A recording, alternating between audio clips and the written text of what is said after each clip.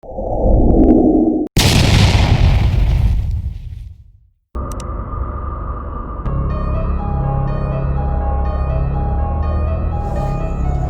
apenas 3 anos de idade, as gêmeas idênticas Gibbons começaram a recusar comunicação e socialização com outras pessoas, desenvolvendo uma linguagem própria que era incompreensível até mesmo para seus pais. Unidas por um mundo estranho e bizarro e cheio de segredos, as meninas cresceram sob grande deboche e assédio escolar, o que contribuiu ainda mais a seu isolamento. Só seus diários e obras literárias perturbadoras ligavam de alguma forma à realidade. Durante a adolescência, elas deram liberdade à sua frustração através de atos de vandalismo e incêndios provocados, que acabaram com sua prisão. A imprensa as apelidou de Gêmeas Silenciosas devido à sua estranha forma de comunicação. Toda uma história apaixonante, incomum e extremamente inquietante que foi recolhida pela jornalista Marjorie Wallace. Johnny e Jennifer Gibbons nasceram em 11 de abril de 1963, na ilha de Garapenha, de Barbados. Seu pai, técnico da Força Aérea Britânica, foi mandado a Gales logo depois que elas nasceram. A família passou a ser uma novidade exótica em Haverfordwest, um pequeno povoado do condado de Pembrokeshire, onde nunca havia morado uma pessoa negra. Talvez por sua relação, as gêmeas demoraram para começar a falar, brincando sempre entre elas. Com 3 anos de idade, mal construíam frases curtas ou falavam com os adultos. Mas seus pais não se preocuparam, já que pareciam saudáveis e felizes. Quando as gêmeas foram à escola aos 5 anos, foram qualificadas como tímidas e um pouco excêntricas. Sua união parecia impenetrável. Empenhavam-se em imitar e sincronizar seus movimentos, e sua linguagem adquiriu uma velocidade e fluidez tão surpreendente que deixou de ser compreensível pelo restante dos adultos. Só sua irmã conseguia penetrar em seu mundo. O terapeuta do colégio, Kate Arthur, ficou fascinado por seu comportamento, convencido que a imitação chegava ao extremo. Se uma caía, a outra se atirava ao solo. Se uma não falava, a outra também ficava quieta. Apesar disso, e de forma muito sucinta e pontual, as gêmeas se comunicavam com os outros meninos da escola e eram aceitas e até queridas por suas extravagâncias pelos colegas. Mas tudo mudou quando elas tiveram que mudar de colégio aos 9 anos. Seu pai foi designado a servir em Broughton, um vilarejo ainda menor em Devon, na Inglaterra. Ali, as crianças da nova escola acharam que o comportamento das gêmeas era assustador e começaram a debochar delas.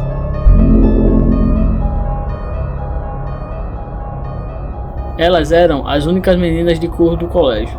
Não falavam com os outros, se imitavam o tempo todo, e só se entendiam entre elas. Razões suficientes para que as crianças debochassem, maltratassem e intimidassem as gêmeas constantemente. O assédio era tal que a diretora recomendou que as gêmeas saíssem antes da aula para evitar o encontro com outras crianças durante a saída. Esta hostilidade contribuiu para que elas se isolassem ainda mais no seu pequeno mundo. Aos 14 anos, os terapeutas recomendaram separá-las em diferentes escolas para tentar obrigá-las a socializar. Mas cada vez que se afastavam uma da outra, entravam em um estado no qual permaneciam imóveis durante horas. Foi então quando Johnny tentou se suicidar e elas começaram a receber educação em casa, encontrando consolo na leitura e na escrita. Desenvolveram rituais próprios nos quais decidiam qual delas acordaria primeiro pela manhã e respiraria primeiro, enquanto a outra devia esperar sem respirar. Brincavam com bonecas durante horas, inventavam histórias de teatro. Inspiradas por uma novela que sua mãe apresentou, as meninas começaram a escrever seus próprios diários. Foi então quando uma janela de seu mundo interno se abriu com um resultado muito inquietante. Johnny escreveu em seu diário uma frase que dizia assim: "Ninguém sofre como eu, não como uma irmã, como um marido sim, como uma mulher sim, como um filho sim, mas esta minha irmã é uma sombra negra que está me roubando a luz do sol, é meu único tormento." Por sua vez, Jennifer escrevia sobre suas inquietações também em seu diário, e ela escreveu assim: "Ela quer que sejamos iguais, há um brilho assassino em seus olhos, querido Deus, tenho medo dela, não é normal, alguém está deixando minha irmã louca, sou eu."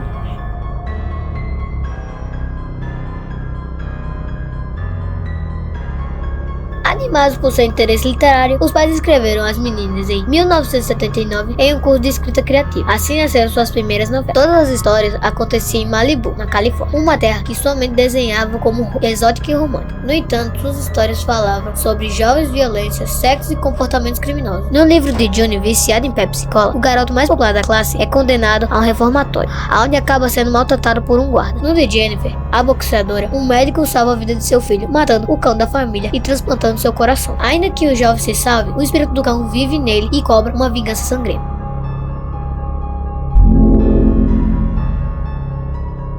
Ainda que tenham tentado publicar suas obras literárias, não conseguiram porque as histórias eram tão brutais que fariam qualquer um se aterrorizar. Então, o seguinte passo foi torná-las realidade, colocando-a em prática elas mesmas. Assim começaram a cometer roubos, ataques e incêndios, mas o mais estranho é que começaram a tentar matar uma a outra, mas sempre se perdoavam e continuavam inseparáveis. Com 18 anos e depois de tentar queimar um bar, foram presas e condenadas a 14 anos de internato em um centro psiquiátrico de alta segurança. Presas junto com criminosos, malucos, violentos, psicopatas e sob a influência de muitos medicamentos e sedativos, as gêmeas deixaram de escrever novelas, mas continuaram escrevendo em seu diário, onde registraram a sua ruína psicológica. Jennifer escreveu em seu diário assim: convertemo-nos em inimigas mortais. Sentimos os incômodos raios mortais emitidos por nossos corpos. Golpeando a pele de outros, pergunto a mim mesma se posso me desfazer da minha própria sombra, se é possível ou impossível. Sem minha sombra morrerei? Sem minha sombra obterei uma vida? Serei livre ou me deixarão morrer? Sem minha sombra, que identifico como uma cara da miséria, engano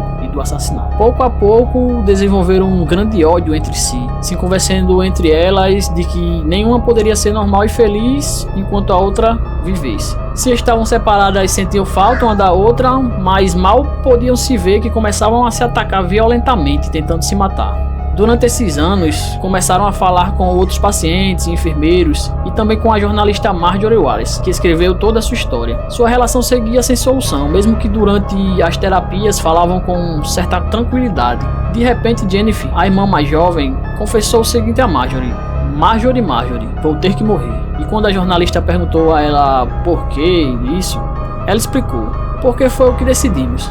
Confessaram um tempo mais tarde que fazia tempo que as gêmeas tinham chegado a um acordo no qual uma deveria morrer e a outra começar a falar e levar uma vida normal. Se convenceram de que uma teria que sacrificar e Jennifer foi a escolhida.